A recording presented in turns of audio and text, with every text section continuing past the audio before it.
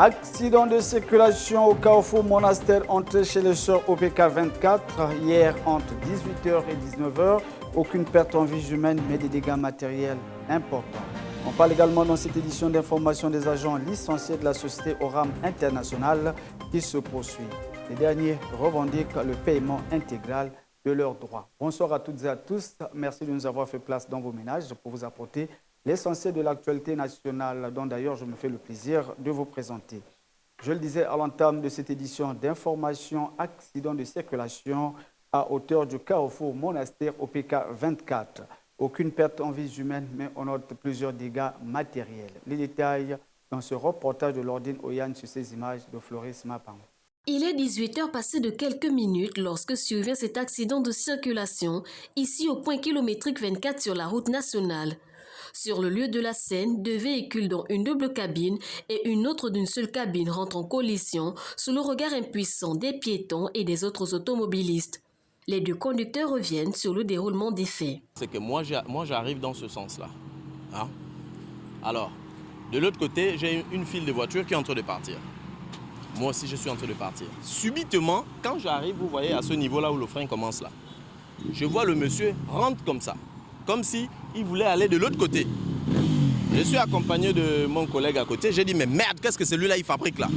C'est comme ça, je commence à freiner depuis là-bas. Hein? Quand je commence à freiner depuis là-bas, lui, il ne fait qu'avancer.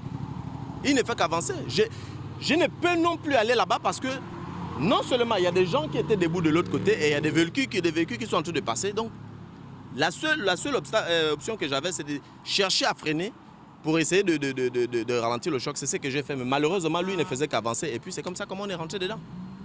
J'arrive à ce niveau. La voiture qui allait devant moi, une petite voiture allait devant moi. J'essaye comme il voulait tourner.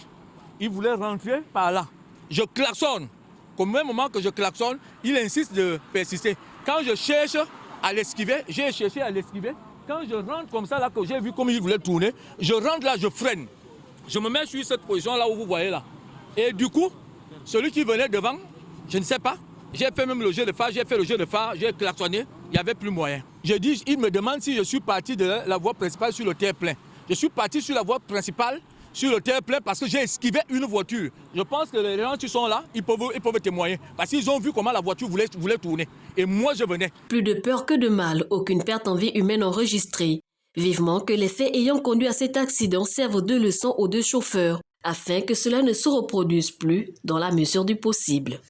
Le relâchement constaté de certaines mesures barrières face à la pandémie du coronavirus a fait l'objet d'une réflexion de la part de Désiré Bieningon et Ariel Nzaou dans ce reportage. Regardons.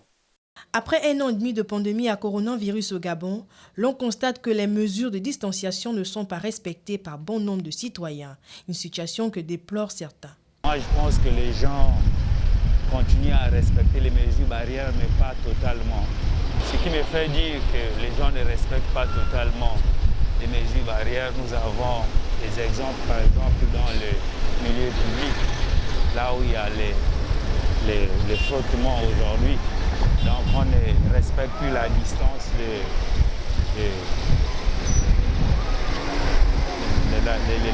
la licence de distanciation. La maladie existe bel et bien dans notre pays, vu le nombre de cas enregistrés chaque jour.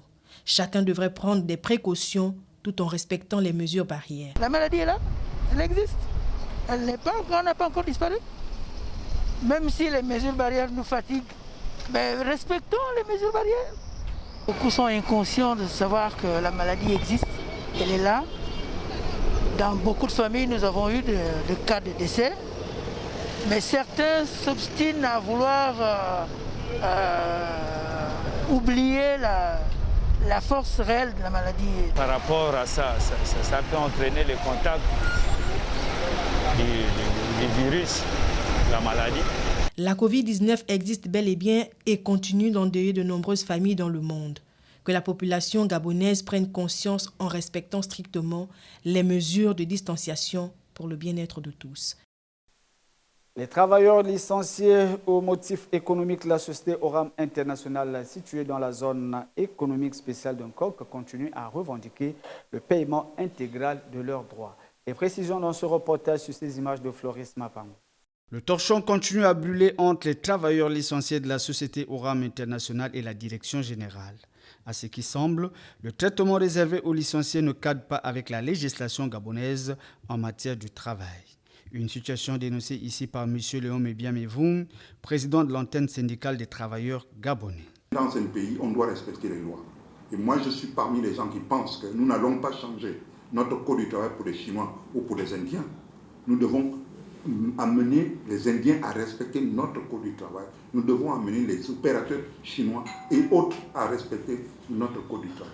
Nous ne devons pas changer les choses parce que ce sont eux qui le veulent. Et ce qu'ils ont fait encore, c'est qu'ils ont imposé leur veto.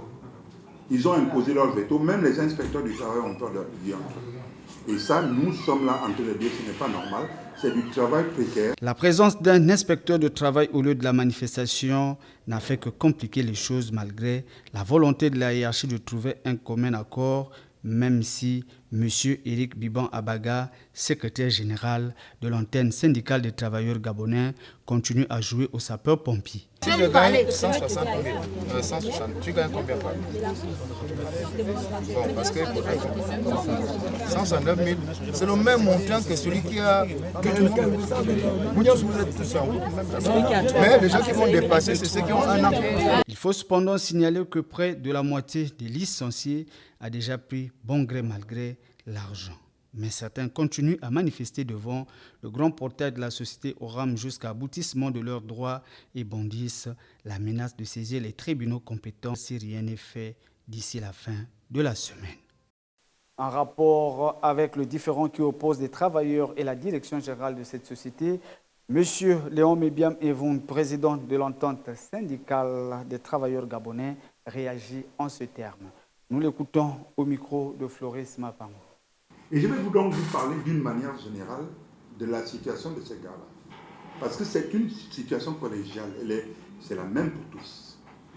Encore dans le secteur du bois, précisément, nous avons deux grands types d'opérateurs. Il y a les opérateurs asiatiques. Et dans les opérateurs asiatiques, il y a les Chinois et il y a les Indiens qui font beaucoup dans du bois. Nous constatons malheureusement que ces opérateurs économiques font dans le travail précaire. Le travail précaire, c'est-à-dire utiliser, je vais utiliser le langage syndical. Le travail précaire, nous l'appelons l'esclavagisme moderne. C'est de l'esclavage moderne. Donc, c'est ce que les techniciens appellent le travail précaire. Parce que lorsque vous travaillez quelque part, vous n'avez pas un contrat de travail précis. Lorsqu'on vous embauche, c'est verbal. Vous travaillez, il n'y a pas de contrat écrit. Il n'y a rien qui justifie que vous travaillez là. Vous ne négociez pas votre salaire, vous ne le négociez pas. Et en général, il ne correspond pas à la grille salariale nationale, légale. 2, vous n'êtes pas déclaré à la CNSS ni à l'ACNAM. Et mieux, on vous embauche verbalement, vous commencez à travailler pendant 3, 4, 5, 6 jours, voire une semaine, voire 3 semaines, et puis tout d'un coup, le lendemain, on vous dit, vous n'appartenez plus à l'entreprise, vous appartenez maintenant à une prestation, une entreprise prestataire. Ça peut être BAC, ça peut être je ne sais pas qui. Alors donc, les travailleurs se retrouvent tout d'un coup transférés par la volonté d'un chef d'entreprise, pas par la loi, mais par la volonté d'un chef d'entreprise. Et ce que nous déplorons malheureusement, et ça je le dis haut et fort. Micro-trottoir à présent, mesdames et messieurs, quelle sera, en tout cas, cette question s'adresse particulièrement aux hommes, quelle sera votre préférence entre une femme qui présente des rondeurs, la mince, et puis celle qui est pleine? Les avis des uns et des autres au micro de Désiré Bien Ningon sur ces images de Ariel Nzao. Ça dépend, que ça soit mince ou grosse. Les sentiments viennent après, c'est le cœur. Sinon, la femme africaine, elle est belle, à part ça, rien de plus. Moi, personnellement, j'aime un peu. J'aime les filles qui sont en forme et tout ça là. Qui sont un peu pour télé, quoi. Moi, j'aime les filles qui sont un peu pour télé. J'aime la moyenne par rapport à celle qui est sur grosse. Parce qu'elle travaille bien. Elle est compétitive par rapport à la grosse. Ma préférence, c'est celle qui a la bonne matière grise, qui sait bien réfléchir. La bonne moralité, sinon. Voilà, c'est celle-là la bonne femme. Ce n'est pas celle qui est grosse ou celle qui est mince. En tout cas, celle qui a la bonne moralité, c'est la meilleure. S'il y a des journées où des fois j'aime être gros, il y a des jours où j'aime être mince. Vous voyez? Comme là, c'est bon. C'est bon. La taille moyenne, c'est celle qui me plaît. Comme grosse, moi je la préfère même pas. C'est lave rarement, sale et puis très fatigué. Par rapport à mon choix, je préfère celle qui est mince. Pour moi, elle est plus adaptée à mon physique. Contrairement à celles qui sont pleines et grosses. Donc mon choix se porte par rapport à celle qui est mince. Moi, par exemple, les femmes grosses, je n'aime pas trop. C'est la fin de ce journal. Comme d'habitude, avant que de se dire au revoir, mesdames et messieurs, le rappel des titres. Accident de circulation au carrefour Monastère, entrée chez les sœurs OPK 24 hier entre 18h et 19h. Plusieurs dégâts matériels, mais pas de perte en vies humaines. Et puis, on a parlé également dans ce journal de la grève des agents licenciés de la société Oram International qui se poursuit. Les derniers revendiquent le paiement intégral de leurs droits. Le plaisir a été pour nous de vous avoir servi, mesdames et messieurs, s'il plaît à Dieu. Je vous retrouve demain à la même heure. D'ici là, portez-vous bien. Bonne suite de programme sur la radio-télévision Hermon. Ciao, bye bye.